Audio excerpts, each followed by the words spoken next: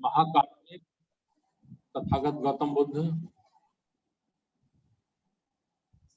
बाबा साहब डॉक्टर अम्बेडकर जी और बहुजन समाज में जन्मे सभी संत गुरुओं के चरणों में नमन करते हुए मैं सबसे पहले आज महाकारुणिक संसार को शांति का संदेश देने वाले महाकारुणिक तथागत गौतम बुद्ध की 2565वीं जन्म जयंती की हार्दिक मंगल कामनाएं सभी साथियों को, समस्त देशवासियों को देना चाहता हूं। और साथ ही जो आज के हमारे मुख्य अतिथि हैं राष्ट्रीय आचार्य इंजीनियर किशोर बौद्ध साहब, उनका बहुत बहुत आभार, बहुत बहुत धन्यवाद। हमारे मुख्य वक्ता के रूप में हमारे बहुत ही वरिष्ठ साथी माननीय के बौद्ध गया बिहार से, उनका बहुत बहुत धन्यवाद।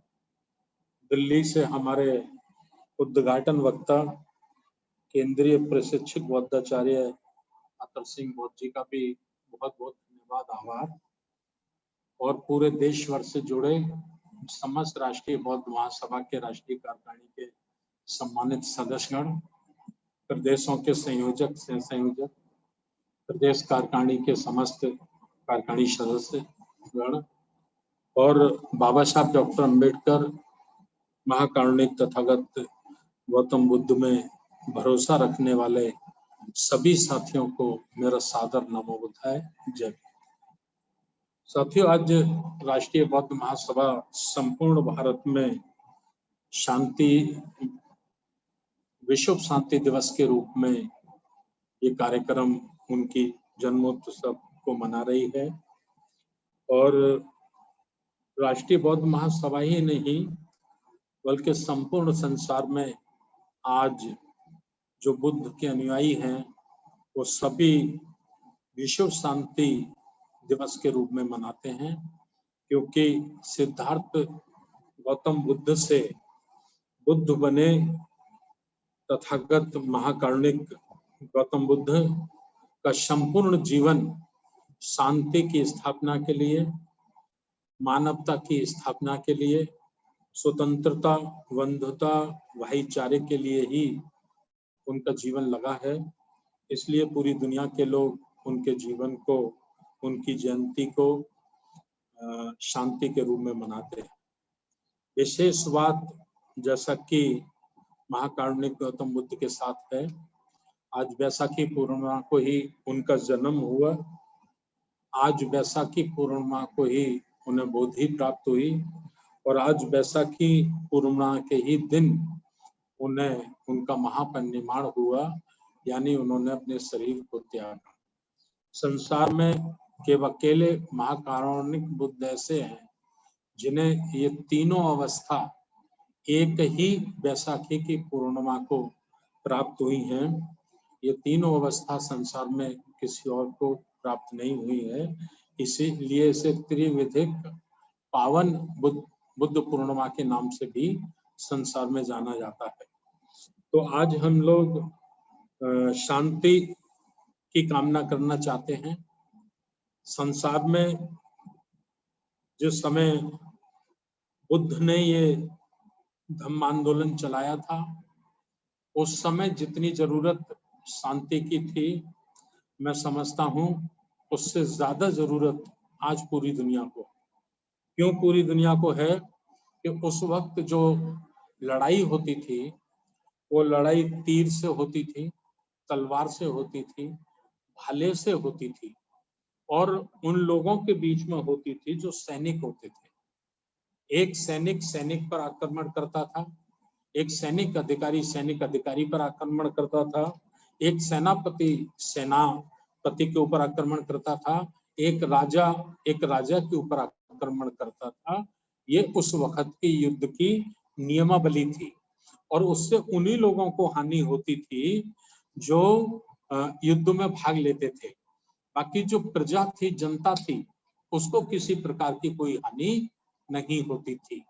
लेकिन साथियों, आज वो युग नहीं है। आज 2500 वर्ष के बाद इतने आविष्कार हुए हैं। परमाणु बम हमारे देश में है, पूरी दुनिया के पास परमाणु बम है। परमाणु बम का अर्थ ये है कि 4 परमाणु बम यदि चला दिए गए तो पूरी दुनिया तहस नहस हो जाएगी। उसकी बारूद का जो धुआं उड़ेगा, जिस हवा उस धुआं को जहां ले जाएगी, जहां तक उसकी ऑक्सीजन, उसकी गैस का रिसाव, उसकी धुआं, बारूद का धुआं जहां तक पहुंचेगा वहां तक लोग मरेंगे, अपाज होंगे, अपंग होंगे, पैरालाइसिस होगा, अनेक प्रकार की बीमारियां होंगी। और आज पूरी दुनिया एक आग के गोले के ऊपर है। इतने परमाणु बम, इतने अस्त्र शस्त्रों का निर्माण पूरी दुनिया ने कर लिया है कि अगर किसी पागल का दिमाग सनक जाए और वो अपने अस्त्र शस्त्रों का इस्तेमाल कर दे तो सारा संसार तबाह और बर्बाद हो जाएगा। इसलिए आज से 2500 वर्ष पहले जितनी शांति की आवश्यकता थी, उससे हजारों गुना ज्यादा आज शांति की आवश्यकता है। इसलिए बुद्ध का जो धम्म है, बुद्ध की जो शिक्षाएं हैं, जो प्राचीन काल में जितनी आवश्यक थी उतनी ही आज वर्तमान काल में आवश्यक है, और उससे ज्यादा भविष्य काल में वो आवश्यक होंगी।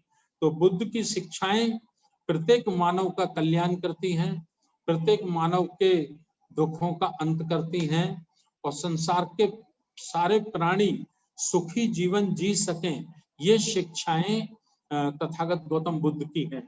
तो आज हम शांति दिवस मना रहे हैं, पूरा संसार में विश्व शांति दिवस मना रहे हैं। तो आज हम लोग बुद्ध के जीवन को याद करेंगे, उनकी शिक्षाओं को याद करेंगे, और कोशिश करेंगे कि संपूर्ण भारत 140 करोड़ लोग बुद्ध की शिक्षाओं से प्रभावित हों, बुद्ध को स्वीकार करें, जिससे सारा भारत हमारा अखंड भारत हो, सशक्त भारत हो, और पुनः सोने की चिड़िया बने, पुनः विश्व गुरु का दर्जा भारत को प्राप्त हो। और पुनः भारत को विश्व गुरु का दर्जा यदि प्राप्त हो सकता है तो वो केवल और केवल बुद्ध की शिक्षाओं से हो सकता है, बुद्ध के ज्ञान से हो सकता है, विज्ञान से हो सकता है। उसी की ओर हमें संपूर्ण भारत को लेकर चलना है। यही मेरी आप लोगों से विनती है। और मैं हमारे राष्ट्रीय कार्यकारी अध्यक्ष संचालक मास्टर बादल सिंह वत्स जी से निवेदन करूंगा कि वो आगे की कार्रवाई शुभारंभ कराएं। बहुत बहुत धन्यवाद सभी साथियों का। नमो बुद्धाय। जय। बहुत बहुत साधुवाद माननीय साहब, आपने कार्यक्रम की अनुमति दी और निर्देश रखे। अब मैं हमारे दिल्ली से उद्घाटन भाषक माननीय अतर सिंह साहब से अनुरोध करता हूं कि आप अपने माइक को अनम्यूट करें और आपके उद्घाटन भाषण रखें। माननीय अतर सिंह साहब।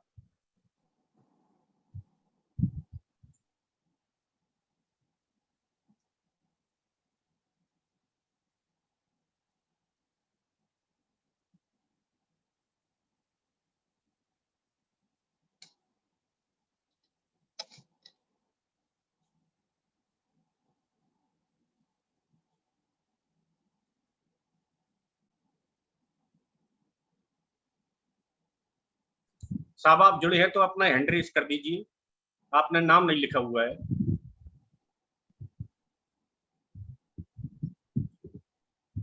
मैं आपको पहचानता नहीं हूँ, इसलिए आप मैं देख नहीं पा रहा हूँ। मैसेज छोड़ दें सर, या मैसेज को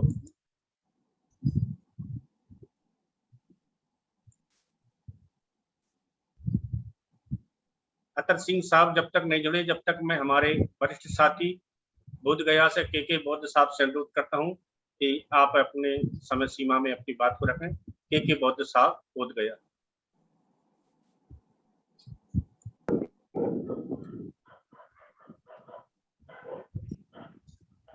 आवाज आ रही है? जी आ रही है। अच्छा।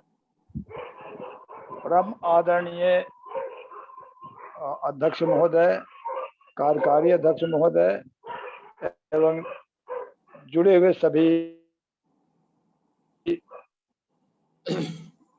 साथियों, भाइयों, बहनों, बुद्ध पूर्णिमा के अवसर पर अब समय अभाव तो होता ही है, लेकिन सबसे पहले हम थोड़ा सा बता दें कि पूर्णिमा का मतलब क्या है, पूर्णिमा शब्द को महत्व क्यों दिया गया। पूर्णिमा का मतलब होता है पूर्ण, कंप्लीट, और ये उजाला का प्रतीक होता है, अंधेरे में भी उजाला का प्रतीक होता है, ये महत्व है। दूसरी बात, जहाँ तक सिद्धार्थ गौतम जो बुद्ध बने, तो क्यों दुनिया लोग इनको मानने लगे, तो क्या माने, बुद्ध को नहीं माने। थोड़ा सुनने में अटपटा लगेगा, बुद्ध के विचारधारा को माने। विचारधारा उन्होंने क्या दिया, वो इक्वालिटी का विचार, और उसके पहले सुने हैं हम लोग इतिहास में पढ़े भी हैं कि पशु, आदमी का जो जीवन पशु जैसा था, इसको आज भी जंगल का राज बोला जाता है कि शेर दहाड़ता था, डर जाता था, इसी तरह से मानव में भी था। और खास करके जो विदेशी आक्रमणकारियों के आने से और भी हालत खराब हो गया था। इसी बीच में सिद्धार्थ गौतम का भी आगमन हुआ, और उसी काल में जो जैन के तीर्थंकर बने महावीर, उनका भी प्रादुर्भाव हुआ।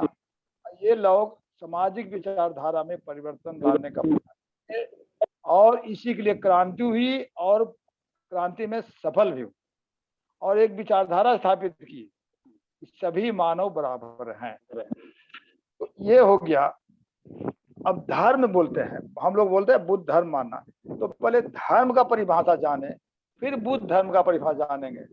तो धर्म का मतलब होता है आर्ट ऑफ लिविंग, जीवन जीने की कला। इसी को तरीका भी बोल सकते हैं, इसको सिस्टम भी बोल सकते हैं, और व्यवस्था भी बोल सकते हैं। तो ये सिस्टम, उन्होंने सिस्टम दिया। तो सिस्टम दो तरह के होते हैं, एक है कि सामाजिक जीवन जीना, और दूसरा है असामाजिक जीवन जीना। अभी जो जिसमें कुछ साल पहले हम लोग थे, और अभी भी हमारे अधिसंख्यक लोग ब्राह्मण व्यवस्था या ब्राह्मण धर्म, दोनों एक ही बात है। ब्राह्मण व्यवस्था कहिए या ब्राह्मण धर्म, जिसको षड्यंत्र के तहत हिंदू धर्म बोला गया, एक्चुअली है व्यवस्था। तो इसी के तहत एक दो ही लाइन में हम उसका क्लियर कर देते हैं व्यवस्था। पहला तो यह है कि सो कॉल्ड हिंदू में बिना जाति का कोई हिंदू हो नहीं सकता, पहला लाइन खत्म। दूसरा, कोई भी दो जाति आपस में बराबर हो नहीं सकता। तो जो बराबर नहीं होगा तो ऊंच होगा या नीच होगा। जब ऊंच नीच होगा तो स्वाभाविक है कि समता नहीं होगा, विषमता ही होगा। और बिना विष लिखे हुए आप विषमता लिख भी नहीं सकते। तो इसका मतलब कोई भी दो जाति, हम ये नहीं बोल रहे कौन सा जाति, कोई भी दो जाति के बीच में विष भरा हुआ है। तो जिसका आधार ही विष होगा तो आपस में प्रेम होगा क्या घृणा होगा? स्वाभाविक है घृणा होगा। और इसी घृणा पर ही ये सो कॉल्ड हिंदू का बिल्डिंग, महल, व्यवस्था जो बना हुआ है, ये टिका हुआ है। इस तरह से हम लोग आज नहीं, अगर ये व्यवस्था में जो रहेंगे, 1000 साल बाद भी समता और ममता, भाईचारा नहीं हो सकता। तो जो जो सुधर गए हैं उनके लिए रिक्वेस्ट है कि ये साप्ताहिक अभ्यास करें। एक दिन सुधरने होगा, साल में एक दिन बुद्ध पूर्णिमा, ठीक है, बुद्ध पूर्णिमा महोत्सव है, महा उत्सव है, अच्छी बात है, त्योहार होना चाहिए साल में एक बार। लेकिन एक बार क्लास का, अगर स्कूल कॉलेज एक बार क्लास होगा तो पढ़ाई नहीं पूरा होगा। इसलिए स से समाज होता है, स से सप्ताह होता है। सप्ताह का एक शाम समाज के नाम करना होगा, तब हम सामाजिक व्यवस्था और समता पर आधारित, भाईचारा पर आधारित व्यवस्था को हम समझ सकते हैं, और हम सुधर सकते हैं, और लोगों को सुधार सकते हैं। इसी तरह से छोटा छोटा जी बताएंगे। बुद्ध ने कहा आर्य सत्य। आर्य सत्य मतलब क्या? दुख है। तो दुख है मतलब ऐसा नहीं है, अगर दुख अनुभव होता है तो उसका कारण है। कारण क्या है उसको ढूंढिए। तो कारण को हटा देंगे तो दुख ऑटोमेटिक खत्म हो जाएगा। पानी का स्रोत जहां से चला है अगर उसको हम रोक देंगे तो बाढ़ बंद हो जाएगी, लेकिन वहां खाली दीवार पर दीवार देंगे, बांध पर बांध देंगे तो नहीं होगा। उसी तरह से शुरू कहाँ से होता है दुख? जब हम उम्मीद करने लग जाते हैं। इसलिए हम अगर ज्यादा उम्मीद, जैसे उदाहरण देते हैं तो और सब समझ, अगर कोई नौकरी करता है, तनख्वाह पर डिपेंड है तो ठीक है, लाभ होना चाहिए, मजदूरी किया तो मजदूरी मिलना चाहिए, लेकिन लाभ के ऊपर जो एक पाय लग जाता है, लोभ हो जाता है, वो समाज को तहस नहस कर देता है, परिवार को तहस नहस कर देता है, और इंडिविजुअल व्यक्ति को भी तहस नहस कर देता है। तो ये सब चीजें हैं। बुद्धि पूर्णिमा जो अवसर है या कोई भी जयंती महापुरुषों होती है, तो जयंती को हम जागृति दिवस मानते हैं। अभी तो टाइम लगेगा ना बोलने में। जागृति होनी चाहिए। तो मैं तुझे बुलाता रहूंगा तो 2 मिनट बैठ, है ना। इस तरह से हम लोगों को एक और हम लोग अभी चल रहा है नया ट्रेंड, धर्म परिवर्तन। इस पर हम थोड़ा सा बोलेंगे। धर्म परिवर्तन मतलब ये नहीं होता है कि हम अपना नाम बदल दिए, नाम बदलना परिवर्तन नहीं है। दूसरा, अपना हम देवी देवता बदल दिए, वो भी नहीं है। धर्म परिवर्तन मतलब है व्यवस्था परिवर्तन। एज ए हिंदू हम कभी नहीं मिलते। हिंदू का सिस्टम है कि जब जिसको मर्जी है मंदिर जाए, अपना च्वास के देवता को पूजे। ये व्यवस्था है, धर्म नहीं है, व्यवस्था है। लेकिन आपस में कभी नहीं मिलती। इसी को उल्टा अब जो अगर व्यवस्था परिवर्तन, धर्म परिवर्तन मतलब व्यवस्था परिवर्तन करना होगा, तो व्यवस्था परिवर्तन है कि भाई एक बुद्धा के नाम पर पूरे देश नहीं पूरे दुनिया के लोग मिले। ये अपने गांव में मिले, अपने मोहल्ले में मिले, अपने परिवार में मिले, लेकिन एक दिन मिले और अवश्य मिले। और इसलिए हमने बनाया बुद्ध गौतम के नाम, बुधवार के शाम देश के हर गांव में, और विश्व भी कह लीजिए कि विश्व के हर गांव में सामूहिक वंदना का वंदना हम लोग करेंगे। वंदना प्रार्थना का बहुत मतलब, प्रार्थना मतलब होता है prepare. Prayer is nothing but prepare. तो प्रिपेयर किस लिए? मिलने के लिए। अभी जैसे अभी एक जो कार्यक्रम होता है, सबसे पहले हम लोग वंदना करते हैं।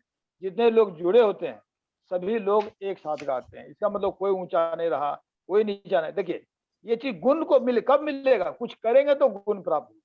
समता प्राप्त करना है तो एक लाइन में खड़े होंगे, एक साथ हम लोग बोलेंगे, ये तभी हम लोग समता प्रस्थापित कर पाएंगे। इस तरह से अब केवल नाम बदलने हैं। पहले हम राम को भजते थे, अब हम बुद्ध को भजने लगे। पहले हनुमान चालीसा पढ़ते थे, अब हम अम्बेडकर चालीसा पढ़ने लगे। इससे कल्याण नहीं होगा। कल्याण तब होगा जब हम लोग मोहल्ले में मिलेंगे, परिवार में मिलेंगे, और तो नियम से कोई जी। तो इस तरह से अभी बहुत और भी वक्ता लोग हैं, और हम ज्यादा अभी समय न लेकर करके हम अपने विचार को विराम देते हैं और मंगल कामना करते हैं। जय भीम, नमो बुद्धाय। बहुत बहुत साधुवाद माननीय बुद्ध साहब। अब मैं अतर सिंह साहब से अनुरोध करता हूं कि आए और समय सीमा में अपना उद्घाटन भाषण रखें। माननीय अतर सिंह साहब, आपका उद्घाटन भाषण था, नाम सही न होने के कारण हम आपको समय नहीं दे पाए, तो आपसे अनुरोध है कि आइए आप अपना संबोधन रखें। माननीय अतर सिंह साहब। हाँ, थैंक यू सर।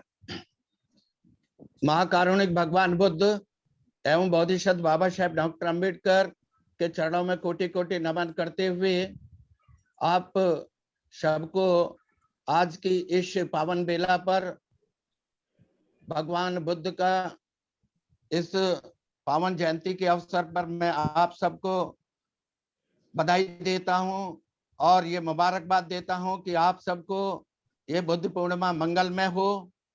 और मुझे बड़ी प्रसन्नता हो रही है कि आप लोगों ने आपने मिलकर के इस धम्म को आगे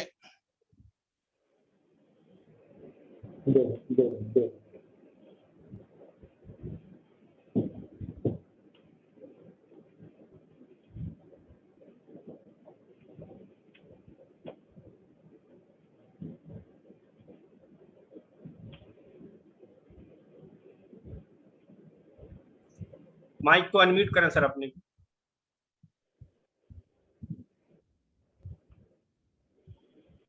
माइक अनम्यूट कर लें सर, माइक म्यूट हो गया आप। माननीय अतर सिंह साहब, हाँ ठीक है, हो गया सर जी।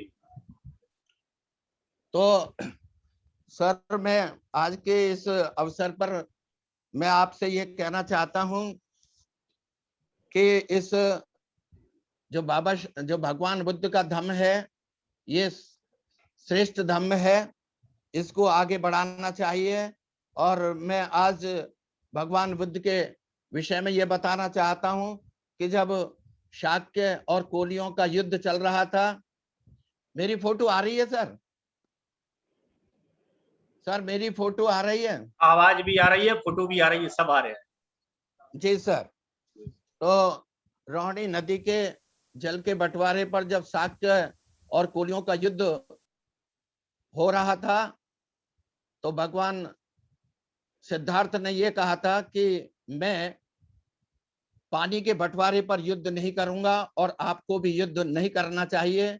लेकिन उनका जो सेनापति था वो इस बात पर गया कि आपको युद्ध करना होगा। सिद्धार्थ ने कहा कि मैं युद्ध नहीं करूंगा, युद्ध जो है किसी समस्या का हल नहीं हो सकता। तो सिद्धार्थ को 3 दंड दिए गए और तीनों दंडों में उन्होंने कहा कि ठीक है, मैं जो है गृह त्याग कर सकता हूं, अपने राज्य को छोड़ करके दूसरी जगह जा सकता हूं, गृह त्याग कर सकता हूं, लेकिन अपने माता पिता की संपत्ति जब्त नहीं करने दूंगा और मेरे माता पिता की संपत्ति जब्त नहीं होनी चाहिए और उनका सामाजिक बहिष्कार भी नहीं होना चाहिए। मैं गृह त्याग कर सकता हूं। तो सिद्धार्थ गौतम ने गृह त्याग किया। और दूसरी महत्वपूर्ण बात यह है कि जब गृह त्याग किया तो लोग उनके विषय में जिनको पूरी नॉलेज नहीं है वो यह कहते हैं कि उन्होंने जब किसी बीमार व्यक्ति को देखा और किसी बूढ़े व्यक्ति को देखा, उधर जाओ, उधर किसी बीमार व्यक्ति को देखा, किसी बूढ़े व्यक्ति को देखा और किसी मृत व्यक्ति को देखा, तो उनके मन में जो है ये विचार आया कि दुनिया में दुख ही दुख है। ऐसा नहीं है कि उनको बीमार व्यक्ति को देख करके, अरे कीर्ति से ले जाओ, उधर जाओ। तो मैं ये कहना चाहता हूं कि उन्होंने अपने माता पिता को वो बात बताई थी कि जो वहां पे मीटिंग में जो तय हुआ था, तो उन्होंने माता पिता को इस बात के लिए राजी किया कि मैं गृह त्याग करूंगा, लेकिन राजी नहीं हुए। माता पिता भी राजी नहीं हुए तो अपनी पत्नी को बताया, यशोधरा को, और यशोधरा इस बात पर वो कहने लगी, जब उसने बात सुनी यशोधरा ने, कि उस जगह पर मीटिंग में यदि मैं होती और मेरे पर मेरे को ये कहा जाता तो मैं भी जो है अपना गृह त्याग करने के लिए जो आपने सोचा है मैं भी वही करती। इसलिए सिद्धार्थ गौतम, इसलिए आप बिल्कुल ठीक कर रहे हो, मैं आपकी राजी में राजी हूं और आपके चले जाने पर मैं आपके माता पिता और परिवार का पूरा ध्यान रखूंगी। ऐसा जब पत्नी ने कहा तो सिद्धार्थ ने गृह त्याग कर दिया और गृह त्याग करने पर उन्होंने जो 6 साल की कठिन तपस्या करने के बाद भी उनको कुछ प्राप्त नहीं हुआ। जब कुछ प्राप्त नहीं हुआ, अंत में उन्होंने चैत की पूनम के दिन सुजाता की खीर को स्वीकार किया और उन्होंने कहा कि यदि मैं कुछ आहार नहीं लूंगा, मैं इस प्रकार अपने शरीर को कष्ट देता रहूंगा तो इससे कुछ प्राप्त होने वाला नहीं है। यदि मैं ही नहीं रहूंगा तो फिर मेरी इस तपस्या का क्या फायदा होगा। तो उन्होंने सुजाता की खीर को स्वीकार किया और चैत की पूनम के दिन खीर को खाया और फिर 1 महीने के लिए, अर्थात जब तक के लिए बैठ गए कि जब तक मुझे कुछ प्राप्त नहीं होता है। तो वो एक चैत की पूनम के दिन खीर खाई और बैसाख की पूर्णिमा को उनको ज्ञान प्राप्त हुआ, अर्थात वो विपश्यना की, मेडिटेशन किया और जो तपस्या का कोई लाभ नहीं हुआ। तो मैं इस मौके पर यह कहना चाहता हूं कि शरीर को बहुत अधिक कष्ट देना वो भी ठीक नहीं और बहुत बिल्कुल कुछ भी ना करना ये भी ठीक नहीं है। तो बुद्ध के जो सिद्धांत हैं वो अपने आप में बहुत ही महत्वपूर्ण है और साइंटिफिक हैं। इस अवसर पर मैं ये कहना चाहता हूं कि हमारे जो लोग हैं उनको 10-10 दिन के शिविर अटेंड कराए जाएं, और जब शिविर अटेंड करेंगे तो उन लोगों को वास्तविक नॉलेज उनको प्राप्त हो जाएगी। और जब यदि वो स्वयं बुद्ध के अनुसार, बुद्ध के आचरण के अनुसार जब चलेंगे तो दूसरे भी फॉलो करेंगे। यदि वो एक एक को बुद्धिस्ट बनाएंगे तो अगला भी दो को बनाएगा, फिर 4 को, इस प्रकार जो है बौद्ध बनते चले जाएंगे। तो मैं इस अवसर पर यह कहना जरूर चाहूंगा कि वो शिविर यूपी में भी लगे और दिल्ली में भी लगे, और मैं इस शिविर में आपका सहयोग करूंगा और पूरा सहयोग करूंगा। और आपने मुझे आज यहाँ पर बोलने का मौका दिया, मेरा पहला चांस है आज मीटिंग में बोलने का। तो यदि कोई त्रुटि हुई हो तो उसको माफ करेंगे, और मैं आप सबका पुनः आभार व्यक्त करता हूं, धन्यवाद करता हूं। जय भीम, नमो बुद्धाय। बहुत बहुत साधुवाद माननीय साहब। हमें आशा है कि आप लंबे समय तक हमारे साथ मार्गदर्शन करते रहेंगे। हमें आपके मार्गदर्शन की आवश्यकता है। बहुत बहुत साधुवाद। राष्ट्रीय बौद्ध महासभा आपका आभार व्यक्त करती है। आप स्वस्थ रहें, दीर्घायु हों। अब मैं पश्चिम बंगाल कोलकाता से हमारी बहन संजना राम जी से अनुरोध करता हूं कि आप अपना माइक और वीडियो अनम्यूट करें, और हम आपको आज मात्र इंट्रोडक्शन के लिए 5 मिनट का समय देते हैं। उसके बाद हमारी चर्चा के आधार पर आप हमारे साथ बने रहेंगी। संजना राम जी से मेरा अनुरोध है कि आप आए और अपनी उद्बोधन रखें। माननीय संजना राम, कोलकाता। नमो बुद्धाय, जय भीम। नमो मेरी बुद्धाय। हाँ जी, धन्यवाद, मुझे मौका दिया गया आज यहाँ पे बोलने के लिए। सबसे पहले मैं अपने बारे में बताना चाहूंगी। मैं लाइफ में पहली बार इस तरीके से आप लोगों के साथ जुड़ी हूँ। मतलब आप लोगों के साथ कहने का मतलब ये है कि जो लोग बौद्ध धर्म को मानते हैं या उनके अनुयायी हैं। मैं कोलकाता में रहती हूँ। मैं एक एनजीओ से जुड़ी हूँ और बंगाल में काम करती हूँ।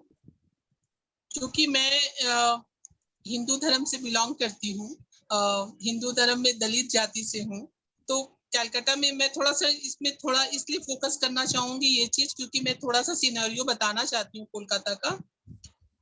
कोलकाता में बचपन से लेके मुझे आज तक कभी डिस्क्रिमिनेशन फेस करना नहीं पड़ा, क्योंकि आप अगर बंगाल का सिनेरियो देखेंगे और उत्तर प्रदेश, बिहार और राजस्थान को देखेंगे तो बहुत फर्क है। फर्क इसलिए है क्योंकि यहाँ पे जाति भेदभाव बाहर की तुलना में कम है। यहाँ पे कम होने के बहुत सारे रीजंस हो सकते हैं, वो आप लोग बहुत एक्सपर्ट सीनियर्स हैं, आप लोग ज्यादा जानते होंगे। तो मेरा कहना ये है कि मुझे ऐसा लगता है, क्योंकि बचपन से मैं जहां तक देखी हूँ कलकत्ते में मैंने अभी तक एक भी बौद्ध भिक्षु को नहीं देखा।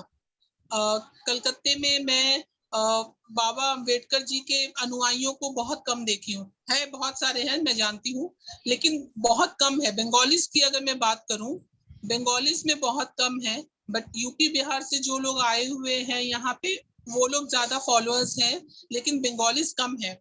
अब इसके रीजंस क्या है मुझे नहीं पता, क्योंकि मैं कभी इन्वॉल्व नहीं हुई हूँ। पर मुझे अब ऐसा लगता है कि एक सोशल वर्कर होने के नाते, एक इस दलित जाति से बिलोंग करने के नाते, जो मैं देखती हूँ कि मेरे भाई बहन लोग जो लोग फेस करते हैं अपनी जाति के कारण, मुझे लगता है कि अब मुझे इस इशू पे काम करना चाहिए। मैंने चिल्ड्रन पे काम किया, बच्चों पे काम किया, महिलाओं पे काम किया, ट्रांसजेंडर्स पे काम किया, HIV एड्स पे काम किया है।